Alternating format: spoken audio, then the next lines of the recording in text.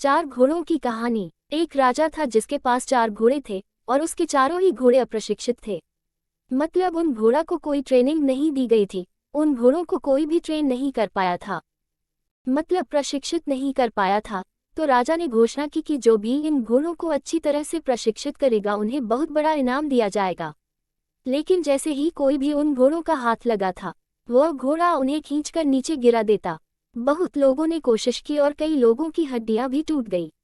एक दिन एक जवान युवक आया और उसने कहा कि मैं इन घोड़ों को ट्रेन कर सकता हूँ। राजा ने उससे कहा, बहुत लोगों ने कोशिश की है और उन लोगों ने हड्डियां भी टूट गई हैं, लेकिन कोई भी अब तक सफल नहीं हुआ है और कोई भी इन घोड़ों को ट्रेन करने में कामयाब नहीं हुआ। तो वह युवक कहता है कि मुझे पूरा यकीन है कि मैं इन घोड़ों को ट्रेन कर सकता हूँ। उसने कहा, लेकिन मेरी एक शर्त है, मैं इन घोड़ों को अपने पास ही रख लूंगा जब तक ये पूरी तरह ट्रेन ना हो जाए। और राजा ने उसकी बात मान ली। हफ्ते निकल, महीने निकल और एक साल निकल गया, लेकिन वह युवक नहीं आया। राजा ने कहा, अब इन घोड़ों को भूल जाओ क्योंकि अब ये कभी वापस नहीं आएंगे। घोड़े अब तक शायद ट्रेनर को छोड़कर भाग चुके होंगे। लेकिन कुछ देर बाद ही उसने देखा उसके चारों घोड़े शांति से एक लाइन में आगे बढ़ रहे थे, वह भी उसी युवक के साथ। राजा ये देखकर बहुत खुश हुआ कि घोड़े अब ट्रेन हो चुके हैं और उसने उस युवक से पूछा, बताओ तुमने इन्हें ट्रेन कैसे किया और तुमने इतना टाइम क्यों लगाया।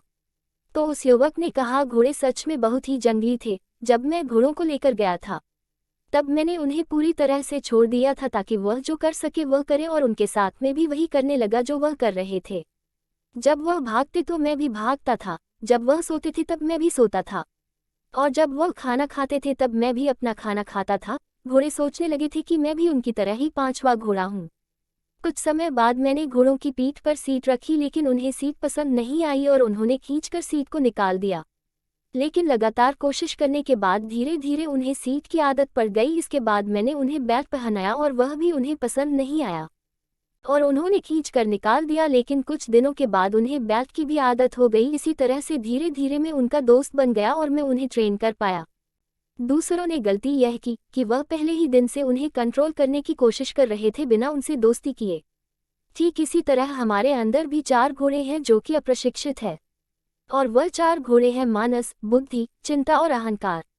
और जब हमें इनमें से किसी एक को कंट्रोल करना होता है तो हम उसी वक्त उन पर पूरी तरह से कंट्रोल करना चाहते हैं, जिसका मतलब है कि हम एक ही मिनट में खुद का मास्टर बनना चाहते हैं। बिना खुद पर काम किए हम इन चार घोड़ों को बहुत जल्दी कंट्रोल करना चाहते हैं, और यही वजह है कि हम अपने आप पर कंट्रोल नहीं कर पाते हैं।